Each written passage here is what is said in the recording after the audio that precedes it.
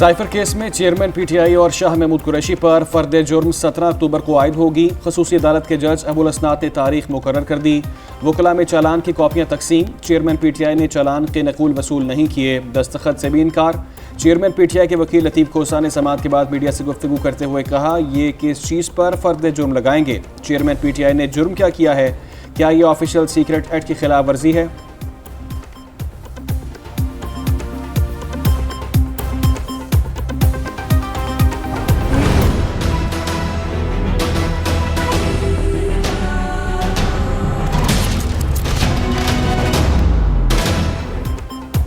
कानून या शरीयत के रूह में कहाँ दर्ज है कि काजी का फैसला आखिरी होगा। हम पहले भी केस मुकर्रर करने के लिए अपना दिमाग इस्तेमाल किया करते थे। मैंने तो पहले ही केस मैनेजमेंट कमेटी को केसेस की तकर्रुर का इख्तियार दिया। क्या मैंने केस मैनेजमेंट कमेटी बनाकर आईनी खिलाफ वर्जी की? चीफ जस्टिस काजी फायज ईसा के supreme court practice and procedure bill case की ओपन कोर्ट समाअत के दौरान रिमार्क्स। कहा, माजी में आर्टिकल 184(3) का इस्तेमाल सही हुआ या गलत? अगर मगर नहीं, सीधा जवाब दें। जो कानून और आइन है वो चीफ जस्टिस की ख्वाहिशात पर नहीं, ये अदलिया की आज़ादी और कानून के मुनाफी है। मैं मास्टर नहीं, आइन के मातहत हूँ। चीफ जस्टिस और दरख्वास्त गुजार के वकील इम्तियाज सिद्दीकी में कलामी। इम्तियाज सिद्दीकी बोले, आपने कहा था पहले हमें सुनेंगे फिर अटॉर्नी जनरल को। चीफ जस्टिस ने सवाल किया, हुक्मनामे में कहाँ लिखा है कि आपको भी अभी सुनना है? बात करने की कोई तमीज़ होती है? हुक्मनामे में दर्ज है कि इम्तियाज सिद्दीकी के दलाइल मुकम्मल हो चुके हैं, आप अपनी नशिस्त पर बैठ जाएं वरना मैं कुछ इशू करूं। चीफ जस्टिस इजाफी कागजात जमा कराने पर वकील आबिद जुबैरी पर भी बरहम। बोले, कहा था तहरीरी दलाइल पहले दायर कर देना, ये अब आ रहे हैं। क्या ऐसे निज़ाम अदल चलेगा? क्या दुनिया में ऐसे होता है? मगरिब की मिसालें आप देते हैं, क्या वहाँ ये होता है? पार्लियामेंट रूल्स बना सकती है, ना ही रूल्स बनाने के लिए कोई कानून साजी कर सकती है। जस्टिस एजाजुल हसन के supreme court practice and procedural case की समाअत के दौरान रिमार्क्स। बोले, आइन के मुताबिक रूल्स बनाने का इख्तियार सुप्रीम कोर्ट के पास है। सुप्रीम कोर्ट के रूल्स बनाने का इख्तियार आइन के मुताबिक ही है। जस्टिस मुनीब अख्तर ने कहा, आइन और कानून के मुताबिक रूल्स बनाने के लिए पाबंद करने का मतलब है मौजूदा कानून के मुताबिक रूल्स बनेंगे, हर चीज़ आइन के मुताबिक होगी।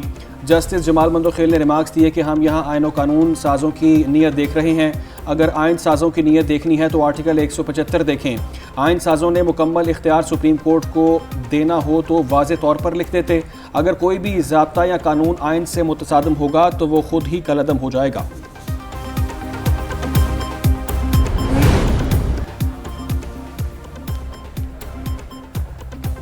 चेयरमैन पीटीआई के खिलाफ तोशाखाना फौजदारी का फैसला मुअत्तल करने की दरख्वास्त पर फैसला महफूज। इस्लामाबाद हाई कोर्ट ने अपील में रियासत को फरीक बनाने की दरख्वास्त पर भी फैसला महफूज कर लिया। चीफ जस्टिस ने रिमार्क्स दिए, दरख्वास्त पर अदालती हवाले देखने के बाद मुनासिब हुक्मनामा जारी करेंगे। सरदार लतीफ़ खोसा ने कहा, चाहते हैं कि इसमें रियासत को फरीक बनाया जाए। कानून के मुताबिक रिहायशी जगह की बिजली किसी भी वजह से मुनक़ता नहीं की जा सकती। सिंध हाई कोर्ट का के इलेक्ट्रिक को रिहायशी बंगलों की बिजली बहाल करने का हुक्म। रिहायशी बंगले की बिजली मुनक़ता करने के खिलाफ केस की समाअत के दौरान जस्टिस अकील अब्बासी ने रिमार्क्स दिए कि के इलेक्ट्रिक शहरियों को किस्तों में बिलों की अदायगी में मुआवनत करे। के इलेक्ट्रिक को गुज़िश्ता महीनों के बिलों पर नजरसानी करने की भी हिदायत।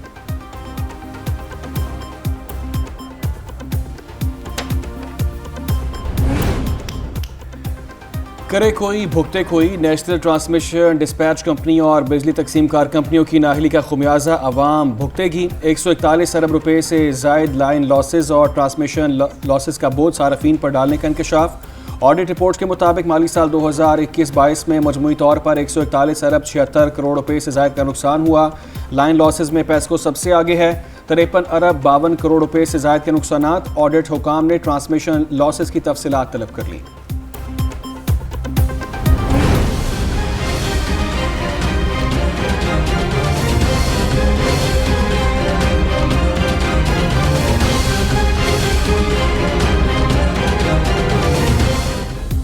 डॉलर की तनज़्ज़ुली का सफर जारी, रुपया दिन ब दिन मजबूत होने लगा। इंटरबैंक में डॉलर 1 रुपया अब 4 पैसे सस्ता, अब 281 रुपये 65 पैसे का हो गया। ओपन मार्केट में डॉलर 281 रुपये 50 पैसे पर फरोख्त। पाकिस्तान स्टॉक एक्सचेंज में मिला जुला रुझान।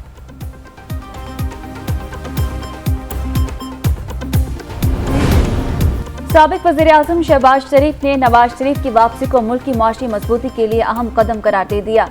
नवाज शरीफ की वापसी के लिए तैयारियों पर कारकुनों को शाबाश। पैगाम में कहा, खित्ते और दुनिया में उभरते संगीन बहरानों में पाकिस्तान का इत्तेहाद और मुआशी मजबूती वक्त की जरूरत है। फैसला कुन मरहला भी माजी की रवायती हिम्मत और कुव्वत से अबूर करना है। नवाज शरीफ की क़यादत में मुल्क की इंतखाबी मुहिम पूरी कुव्वत से चलाएंगे। सदर, वज़ीर आज़म, वज़रा और अवामी ओहदेदार इंतखाबी मुहिम में हिस्सा नहीं ले सकते। सेनेटर्स और बल्दियाती नुमाइंदे इंतखाबी मुहिम चला सकेंगे। इलेक्शन कमीशन का सियासी जमातों से हतमी ज़ाब्ता अखलाक पर मुशावरत का फैसला। 11 अक्टूबर को बैठक लगेगी। दावतनामे अरसाल। मुजव्वज़ा ज़ाब्ता अखलाक के मुताबिक सरकारी ख़जाने से सियासी और इंतखाबी मुहिम चलाने पर पाबंदी होगी। सियासी जमातों को जलसों की इजाज़त इंतज़ामिया से मशरूत होगी। तरक्याती स्कीमों के ऐलानात पर पाबंदी और सरकारी इमलाक पर सियासी जमातों के परचम लगाने पर पाबंदी होगी।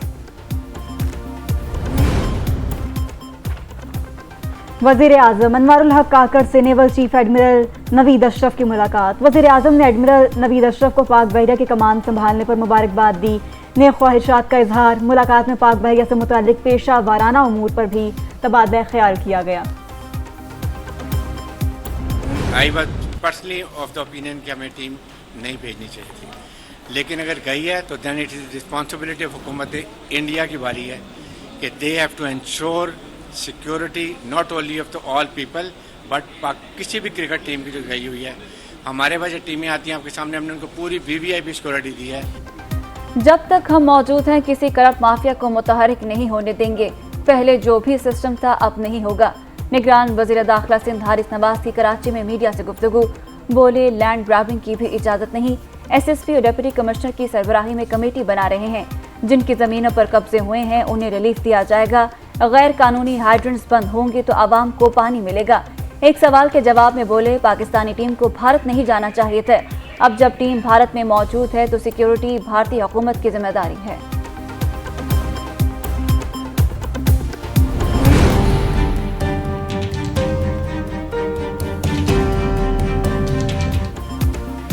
हुकूमती डेडलाइन में 22 दिन बाकी। गैर कानूनी मुकीम गैर मुल्कियों को 1 नवंबर से कबल पाकिस्तान छोड़ना होगा।